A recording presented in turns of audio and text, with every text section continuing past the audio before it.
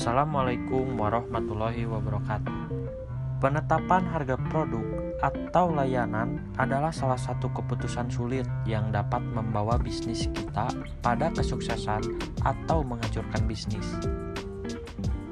Kita harus menetapkan harga yang baik sehingga kita dapat mengembangkan perusahaan kita dengan margin keuntungan yang layak. Tetapi harga kita juga harus kompetitif agar pelanggan dapat masuk. Banyak bisnis besar, terutama pada sektor manufaktur, yang menggunakan penetapan activity based costing atau biaya berbasis aktivitas untuk membantu mereka menentukan harga penawaran secara akurat. Usaha kecil juga bisa mendapatkan keuntungan dari menggunakan metode penetapan biaya ini. Maka dari itu, kami dari kelompok 6 yang terdiri dari saya, Fahri Hadiansyah, Teh Rahmi Sukmawati, dan juga Teh Tessa Padilla akan menyampaikan satu materi yang berjudul Activity Based Costing. Menurut Mulyadi, Activity Based Costing merupakan sistem informasi biaya yang berorientasi pada penyediaan informasi lengkap tentang aktivitas untuk memungkinkan personal perusahaan melakukan pengelolaan terhadap aktivitas. Sistem informasi ini menggunakan aktivitas sebagai basis serta pengurangan biaya dan penentuan secara akurat biaya produk atau jasa sebagai tujuan.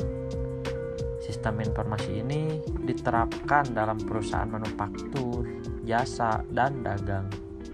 Terdapat dua asumsi penting yang mendasari metode activity based costing.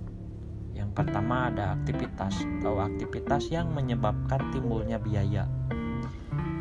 Metode activity based costing bahwa sumber daya pembantu atau sumber daya tidak langsung menyediakan kemampuannya untuk melaksanakan kegiatan, bukan hanya sekedar penyebab timbulnya biaya.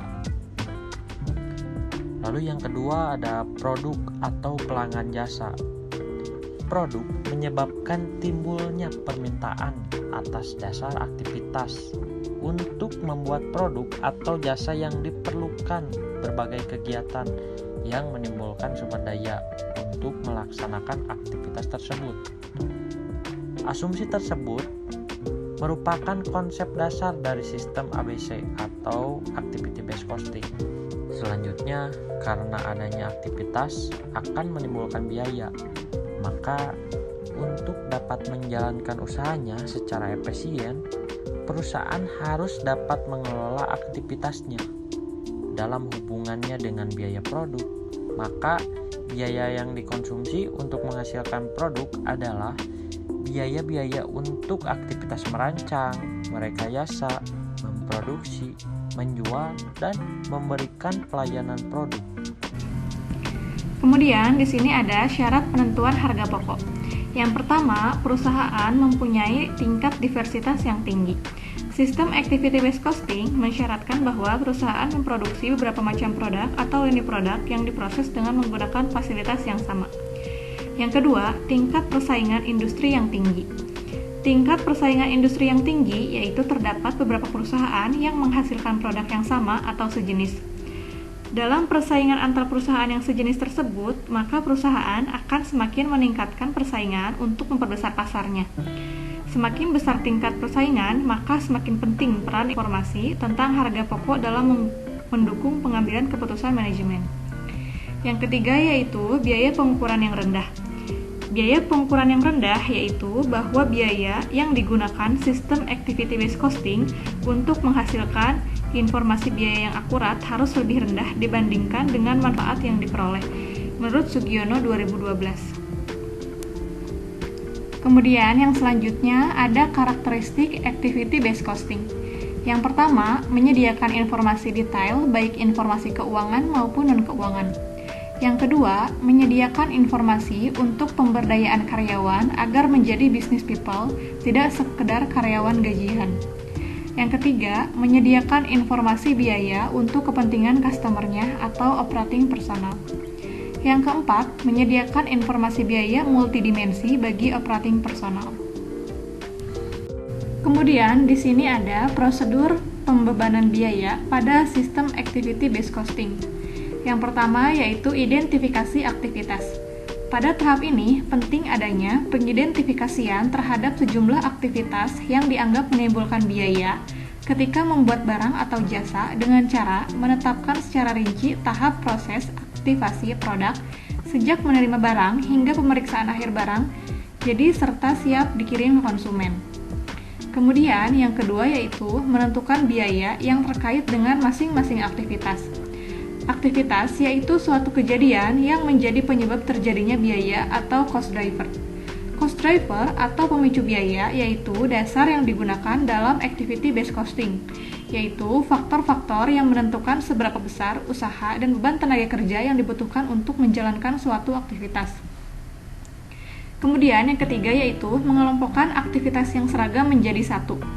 Pengelompokan aktivitas dilakukan dengan mengidentifikasi aktivitas dalam 4 kelompok yaitu aktivitas berlevel unit, aktivitas berlevel batch, aktivitas berlevel produk, dan aktivitas berlevel fasilitas. Kemudian yang keempat yaitu menghubungkan biaya aktif yang dikelompokkan. Biaya untuk masing-masing kelompok, unit, produk, dan fasilitas ditotal sehingga dihasilkan total biaya untuk tiap-tiap kelompok. Kemudian yang terakhir yaitu penentuan tarif per kelompok aktivitas. Cara menghitung tarif kelompok yaitu membagi jumlah total biaya pada masing-masing kelompok dengan jumlah cost driver. Menurut Mulyadi, tahun 2014 ada 2 keyakinan dasar yang mendasari sistem activity based costing. Yang pertama yaitu cost in cause, biaya yang memiliki penyebab, dan penyebabnya biasanya adalah aktivitas. Activity based costing bermula dari keyakinan dasar bahwa sumber daya menyediakan kemampuan untuk melakukan aktivitas, tidak hanya sekedar menyebabkan timbulnya biaya yang harus dialokasikan. Kemudian yang kedua yaitu the cause of cost can be managed. Penyebab terjadinya biaya yaitu aktivitas bisa dikelola melalui pengelolaan terhadap aktivitas yang menjadi penyebab terjadinya biaya. Personal perusahaan bisa mempengaruhi biaya. Kemudian, kelemahan sistem activity based costing. Kelebihan sistem activity based costing menurut Carter tahun 2019 yang pertama, activity based costing menurut manajer melaksanakan perubahan radikal dalam cara berpikir mereka mengenai biaya. Yang kedua, activity based costing berusaha untuk memberikan konsumsi sumber daya jangka panjang untuk setiap produk, tetapi tidak dapat diprediksi seberapa besar pengeluaran akan mempengaruhi keputusan tertentu. Yang ketiga, activity based costing memberikan seberapa besar aktivitas tingkat batch dan tingkat produk yang akan didedikasikan untuk setiap produk dan bukan seberapa besar penghematan yang akan terjadi jika lebih sedikit produk atau batch diproduksi. Selanjutnya, kelemahan sistem activity based costing. Kelemahan sistem activity based costing menurut Bustami dan Nurlela pada buku akuntansi biaya tahun 2019 adalah sebagai berikut. Yang pertama, dibandingkan sistem biaya tradisional di mana pembebanan biaya cukup satu pemicu biaya seperti jam kerja langsung. Yang kedua, karena manajer terbiasa mengoperasikan sistem penetapan biaya tradisional dalam operasi dan juga digunakan sebagai evaluasi kinerja. Yang ketiga, data activity based costing dengan mudah salah diartikan. Yang keempat, bentuk laporan kurang sesuai. Kesimpulan pada bab ini adalah karena penetapan activity based costing memecah biaya yang digunakan untuk menciptakan produk, ia memiliki banyak kegunaan dalam bisnis. Untuk usaha kecil, penetapan biaya berbasis aktivitas sangat bagus untuk membuat keputusan overhead dan harga produk. Dengan sistem activity based costing ini, kita dapat menetapkan biaya untuk setiap aktivitas dalam proses produksi, memungkinkan kita untuk lebih akurat menetapkan harga yang diperhitungkan, berapa biaya yang kita keluarkan untuk membuat produk. Mungkin sekian dari presentasi dari kelompok 6. Mohon maaf bila ada kesalahan kata. Terima kasih. Assalamualaikum warahmatullahi wabarakatuh.